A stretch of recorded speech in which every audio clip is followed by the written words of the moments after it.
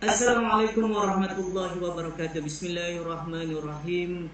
Alhamdulillahirabbil alamin wassalatu wassalamu ala asyrafil anbiya'i wal mursalin wa ala alihi wa ashabihi ajmain. Alhamdulillah, bersama saya Syahir Abdul Manaf di dalam satu forum bicara wara mengenai topik yang paling hebat ketika ini bersama panel-panel yang tidak asing begitu bijaksana, iaitu di kalangan 5 panel yang dijemput pada malam ini. Siapakah beliau dan apakah topik pada malam ini? Kita tunggu sehingga penghujung rancangan. Baiklah, untuk pertama sekalinya saya membuka bicara wara dari Masjidil Haram ke Masjidil Aqsa. Apa maknanya umat Islam pada hari ini?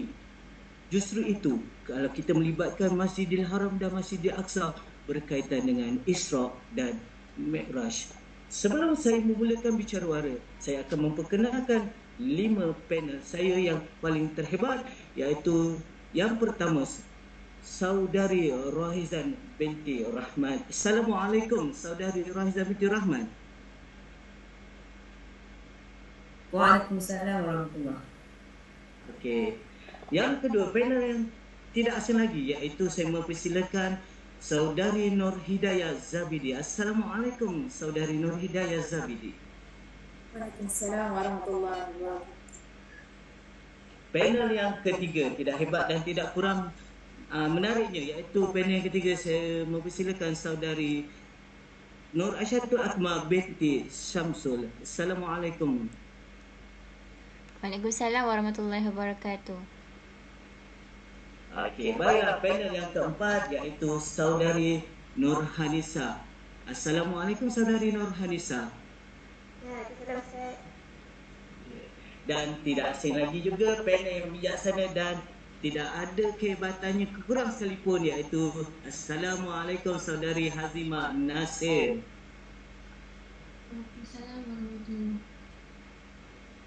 Okey, alhamdulillah, itulah 5 panel yang saya jemput pada malam ini untuk membicarakan tentang apa itu Isra' dan Mi'raj. Baiklah, untuk permulaan ini, pada panel yang pertama saya mempersilakan Saudari Nur Hanisa binti Imran mengupaskan tentang perspektif akidah dan sejarah Isra' dan Mi'raj. Dipersilakan. Okey, baik. Terima kasih Ustaz Syahir selaku moderator malam ini. Bismillahirrahmanirrahim. Alhamdulillahirabbil wassalatu wassalamu ala asyrafil anbiya'i wal mursalin wa ala alihi wasallam. Jadi tajuk hari ini dari Masjidil Haram ke Masjidil Aqsa. Apa makna untuk umat Islam? Jadi dari segi tajuk sahaja kita dapat membayangkan tentang peristiwa besar yang telah berlaku dalam sejarah Islam, iaitu peristiwa Isra' dan Mi'raj. Jadi peristiwa ini berlaku ketika Rasulullah berada dalam fasa ketujuan, iaitu ketika baginda menerima ujian dengan kehilangan isteri dan bapa saudara baginda. Lain menerima penolakan dakwah dari kaum Kufar. Baik, seterusnya saya terangkan sikit Isra' dan Mi'raj itu dari segi pengertiannya. Isra' maksud perjalanan Rasulullah dari Masjidil Haram ke Masjidil Aqsa. Manakala Mi'raj dimaksud perjalanan Rasulullah naik ke Sidratul Muntaha untuk bertemu Allah. Baik, dari perspektif akidah, perjalanan Rasulullah dari Masjidil Haram ke Masjidil Aqsa bukan hanya sekadar sejarah atau cerita semata-mata, tetapi ia adalah peristiwa yang menegaskan tentang keimanan kita terhadap perkara gaib. Memandangkan Isra' Mi'raj ini adalah salah satu perkara syariat, jadi perkara gaib yang kita tak nampak, tapi kita perlu yakin dan percaya dengan kebenaran tentang peristiwa Isra' Mi'raj tersebut. Jadi seperti mana dari Allah SWT sedang potongan ayat, iaitu surah Al-Isra' ayat pertama. Bismillahirrahmanirrahim. Saya baca pengertian saya. Maha suci Allah yang telah memperjalankan hamba-Nya pada suatu malam dari Masjidil Haram ke Masjidil Aqsa. Jadi dari segi akidah, kita perlu percaya adanya peristiwa ini apabila Allah telah rekodkan sendiri dalam Al-Quran.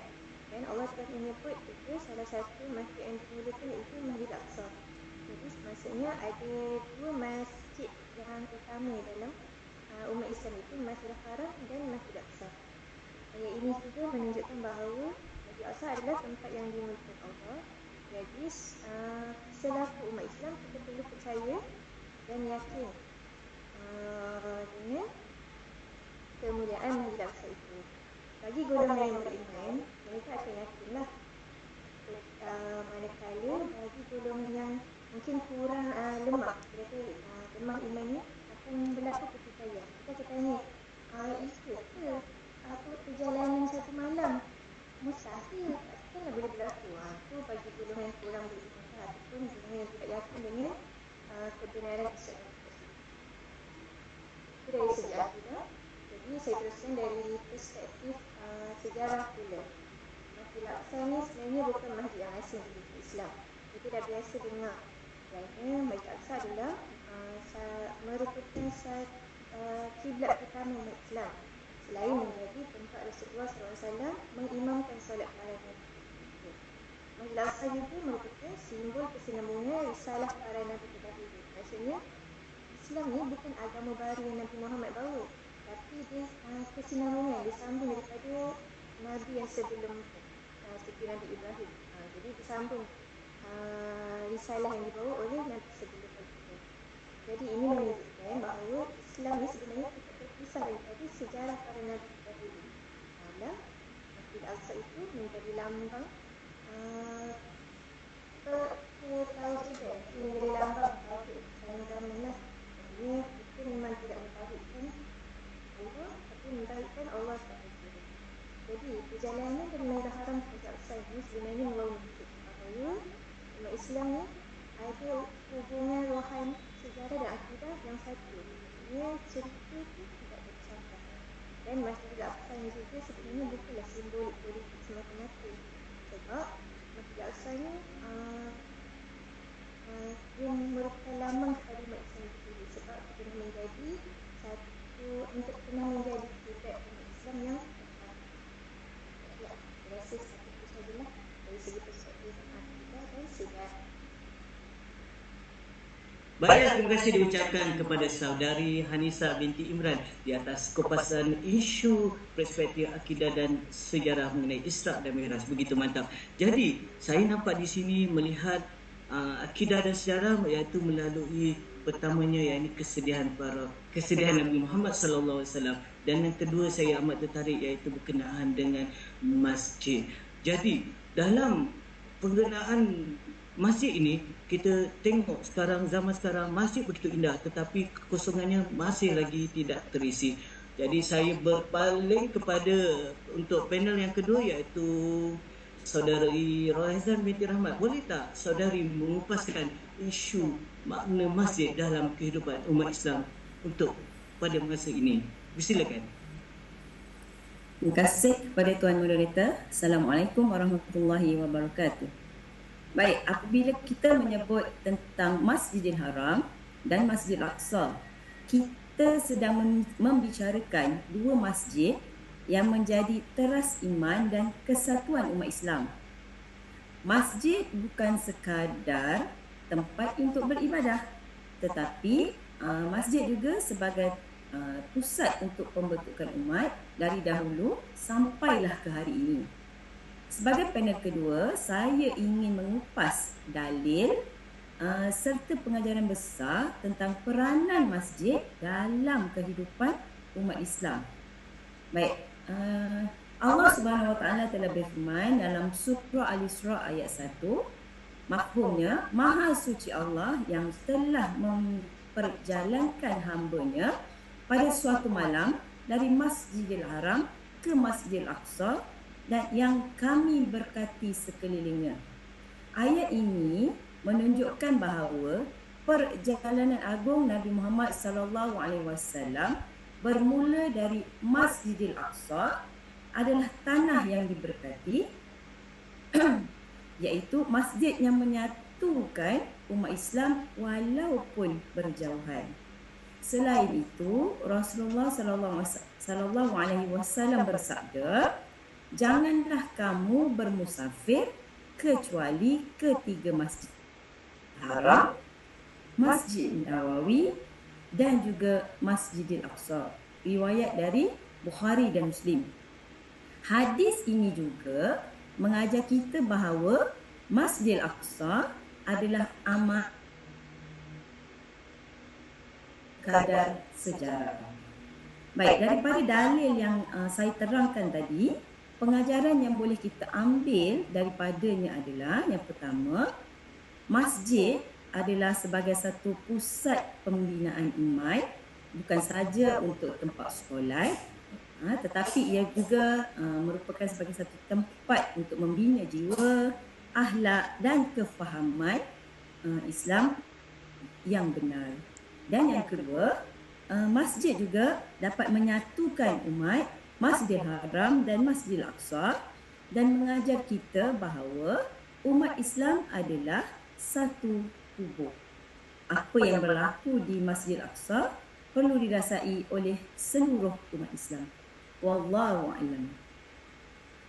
Baiklah, terima kasih saudari Rohiza Rahman di atas kupasan mengenai isu masjid.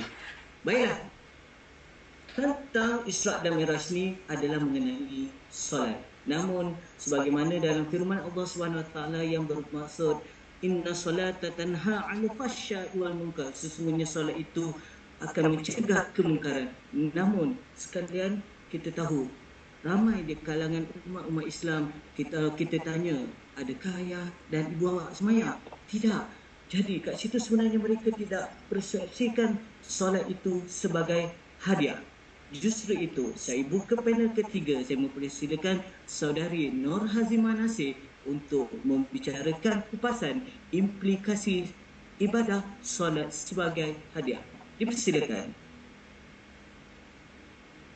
Alhamdulillah, terima kasih kepada ketua moderator memberi saya peluang. Saya sebagai panel yang ketiga mengucapkan terima kasih ingin mengulas lebih lanjut tentang tajuk kita pada hari ini. Para hadirin yang dirahmati Allah sekalian, peristiwa Isra' dan Mi'raj ini merupakan satu peristiwa yang sangat luar biasa dalam sejarah Islam. Seperti yang kita tahu, rukun Islam ada sebanyak 5 perkara, dan salah satunya adalah menunaikan solat 5 waktu. Perintah solat ini merupakan perintah yang sangat-sangat mulia dan sangat hebat kerana ia bukannya diturunkan ayat. Kalau berkaitan dengan 4 rukun sebelum ini diturunkan melalui ayat perintahnya. Tapi untuk perintah solat ini Allah sendiri menjemput Nabi Muhammad SAW untuk naik berjumpa dengannya di Sidratul Muntaha. Untuk memperlihatkan keagungan dan kekuasaan Allah dan kemuliaan Rasulullah SAW sebagai pemimpin umat Islam pada masa kini. Antara hasil terbesar peristiwa ini ialah kewajipan solat 5 waktu yang diterima secara langsung oleh Rasulullah tanpa perantaraan malaikat. Dan pada ketika itu, malaikat Jibril membawa Nabi Muhammad bermula daripada Mekah, dibawa ke Masjidil Aqsa, dan daripada Masjidil Aqsa naik ke Bukit Sidratul Muntaha. Hal ini jelas menunjukkan bahawa solat ni mempunyai kedudukan yang sangat tinggi dalam Islam dan tidak boleh dipandang ringan.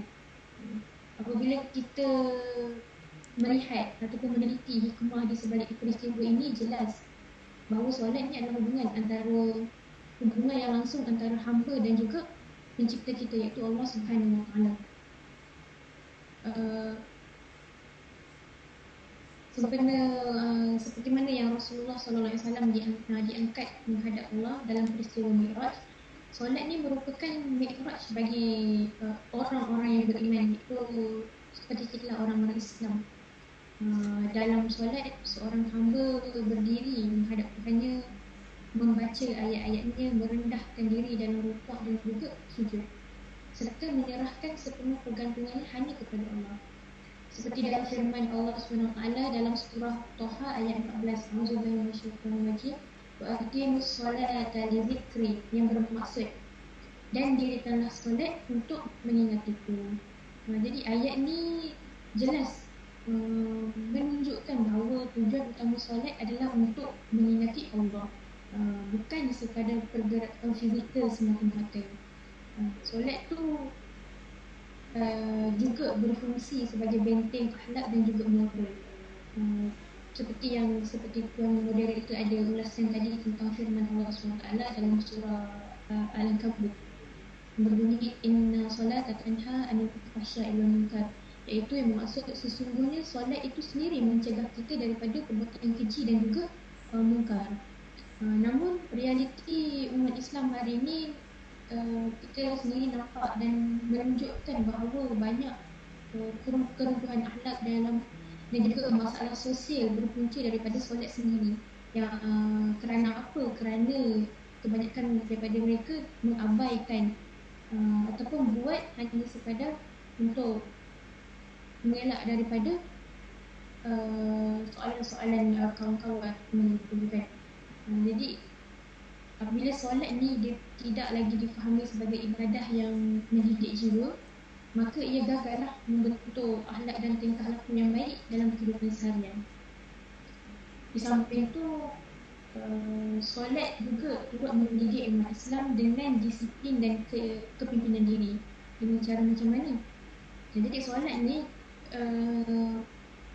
menetapkan dan juga dapat melatihkan seseorang untuk terus lebih menghargai masa, menepati peraturan dan juga dapat memikul tanggungjawab kita sebagai seorang Islam. Daripada solat tu juga kita mampu mendidik diri kita supaya lebih ada rasa tanggungjawab dan kita dapat juga tepati masa dalam kehidupan sehari kita. Jadi dalam kita boleh ulaskan juga lebih lanjut melalui firman Allah SWT dalam surah An-Nisa ayat 103. Inna salata kanat 'alal mu'minina kitaban mawquta.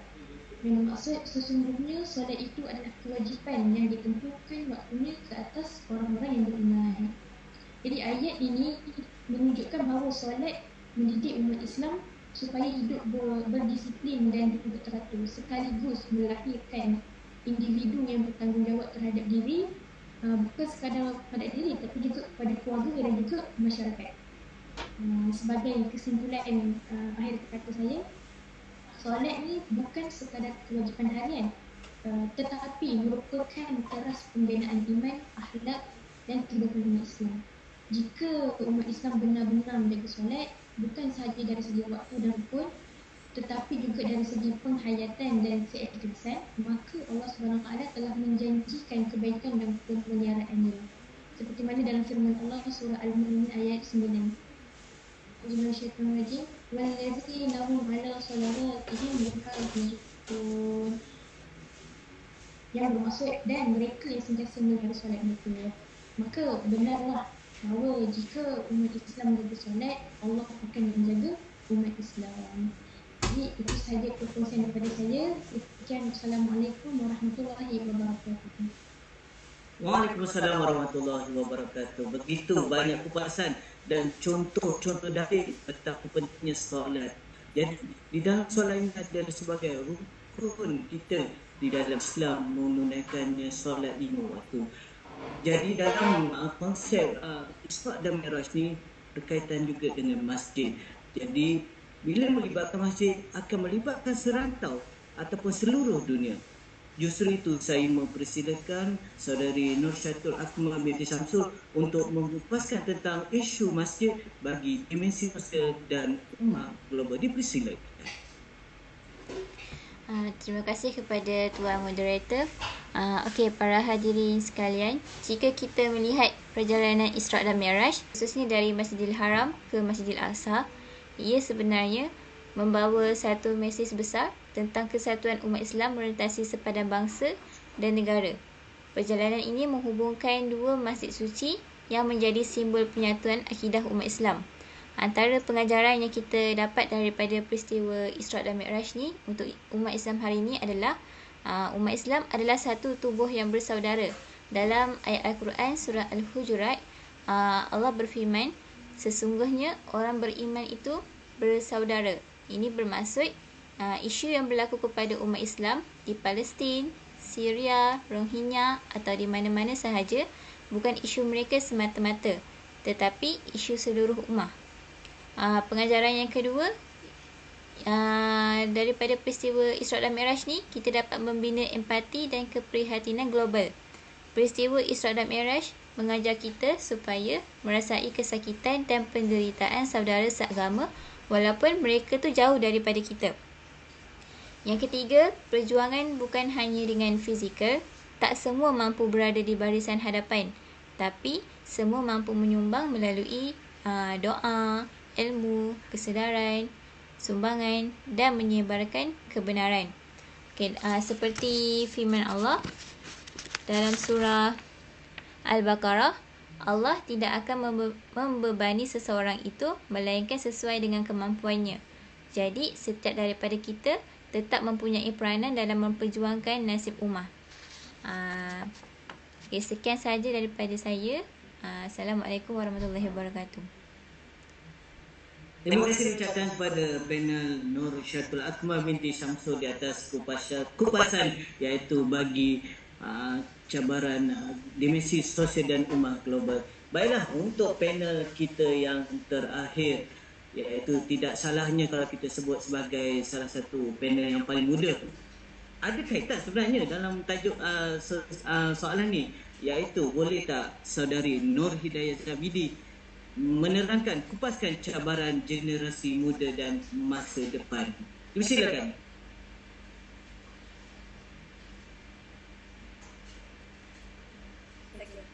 Baiklah, terima kasih kepada moderator kita dan terima kasih kepada semua yang masih setia bersama hingga ke panel terakhir lah. Apabila kita bercakap tentang generasi muda pada hari ini, sebenarnya kita sedang bercakap tentang satu generasi yang sangat luar biasa lah, yang mana mereka ini cepat belajar, mereka ini berani mencuba dan mereka ini penuh dengan potensi lah. Generasi muda pada hari ini memang kita nampak kuat dekat luar lah, tapi sebenarnya kita ramai yang penat dekat dalaman mereka ni penat mengejar kejayaan, penat menjaga imej dan penat menyimpan rasa kecewa lah. Yang mana Isra' Mi'raj ini berlaku ketika Rasulullah SAW berada pada saat yang paling sukar dalam hidup baginda. Tapi namun dalam kesakitan itu Allah memanggil baginda untuk menghadapnya lah, yang mana Allah Subhanahu Wa Taala berfirman dalam surah Al-Hujurat ayat 13, Bismillahirrahmanirrahim, inna akramakum indallahi atqakum innallaha alimun khabir. Yang maksudnya sesungguhnya orang yang paling mulia di sisi Allah ialah orang yang paling bertakwa. Untuk anak muda pada masa kini, mesej ini sangat pentinglah, yang mana nilai diri kita ini bukan ditentukan oleh pandangan manusia tetapi oleh hubungan kita dengan Allah Subhanahu Wa Taala. Isra' Mi'raj juga mengajar kita bahawa kejatuhan sesuatu perkara itu bukanlah penamat sebenarnya, yang mana Nabi SAW dimuliakan oleh Allah Subhanahu Wa Taala selepas baginda diuji. Allah berfirman dalam surah Al-Insyirah ayat 6, A'udzubillahi minasyaitonir rajim, inna ma'al usri yusra, sesungguhnya bersama kesusahan itu ada kemudahan. Hadiah terbesar dalam Isra' Mi'raj itu sendiri ialah solat, yang mana solat itu diwajibkan dalam peristiwa ini bukanlah sesuatu beban tetapi hadiah dan sumber kekuatan kepada kita semua. Ada soalan refleksilah untuk kita semua kan. Apabila kita penat dengan kehidupan, ke mana kita akan kembali? Kita akan kembali semula kepada Allah Subhanahu Wa Taala lah. Akhir kata daripada saya, generasi muda adalah pewaris emas sebenarnya. Jika mereka ini dibina dengan iman dan ilmu, Allah sendiri akan menjaga masa depan mereka. Sekian, terima kasih. Terima kasih kepada saudari Nur Hidayah Zabidi di atas kupasan mengenai cabaran generasi muda dan masa depan untuk topik Isra' dan Mi'raj. Jadilah saudara sekalian, bagi saya untuk kesimpulannya, perjalanan daripada Masjidil Haram ke Masjidil Aqsa ini bukan sekadar perjalanan fizikal, tetapi perjalanan iman kita, ibadah kita, perpaduan dan tanggungjawab kita sebagai umat Islam. sebagai akhirnya kita kena ambil 3 S, iaitu pertama S solat, kedua S sentiasa khusyuk, S yang ketiga sentiasa berzikir, beriman dan bermuzakarah. Justru itu, baiklah, dengan kupasan 5 panel yang terlibat tadi, terima kasih saya ucapkan kepada Saudari Rohaiza Rahman, Saudari Azimah Nasir, Saudari Hanisa, Saudari Nur Syatul Akmal dan Saudari Nur Hidayah Zabidi di atas kupasan idea-idea dan pencerahan yang begitu hebat. Mudah-mudahan kita mendapat sedikit ilmu ataupun mendapat panduan sebagai umat Islam mengenai Isra dan Mi'raj. Baiklah, saya akhiri forum ini dengan anugerah bukan bandingan, pengorbanan tiada tandingan. Siru ala barakatillah. Kita jumpa lagi. Assalamualaikum warahmatullahi wabarakatuh.